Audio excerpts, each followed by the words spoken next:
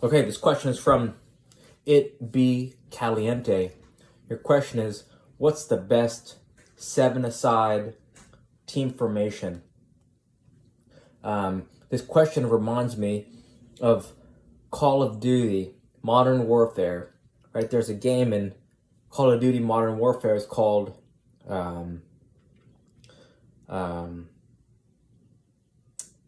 capture the I forget what it's called, but basically there are 3 zones, right? 1, 2, 3 zones, and you had to kill your opponents and hold the zones for a period of time. And there's one memory. Someone would always say, hold B, right? Because B was in the middle. So it'd be A, it'd be B, and it'd be C, right? And B was in the middle. So if you could hold B, right? If you could hold B, then you would always hold either A or C, right? So I said, wow, that's a revelation, especially when I read this question, because that was the first thing that came to mind. So if you can hold B, then you'll always win the game.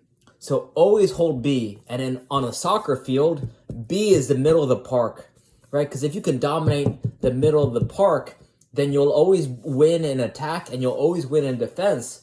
But someone has to have the discipline to not go too far forward on the attack and not go too far back on the defense, because right, most small-sided games, you'll notice that the most goals are scored off the counter, right? One team presses too far high, and then when they lose the ball, then the quick exchange, and you can shoot, right, numbers forward.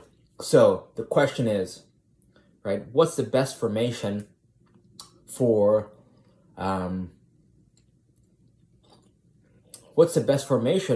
seven-a-side? Well, the answer is, if you have one goalkeeper, it's either 3. It's like, okay, so one goalkeeper minus 7 is 6. That means you have 6 players. It's 3-2-1, right? 3-2-1 or 2-2-2, because then as long as you can, because you could always spring players forward. You want to have your fastest man up top. You want to have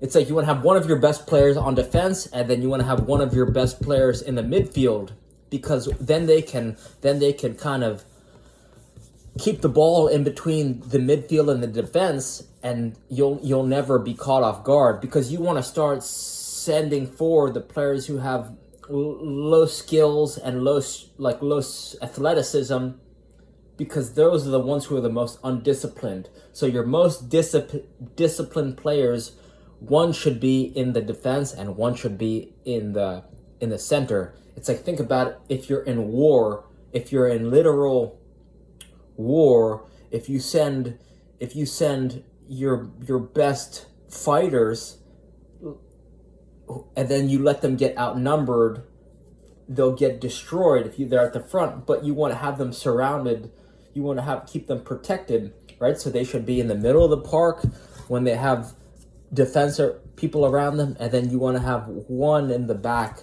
with defense around them, because then they create stability for your team.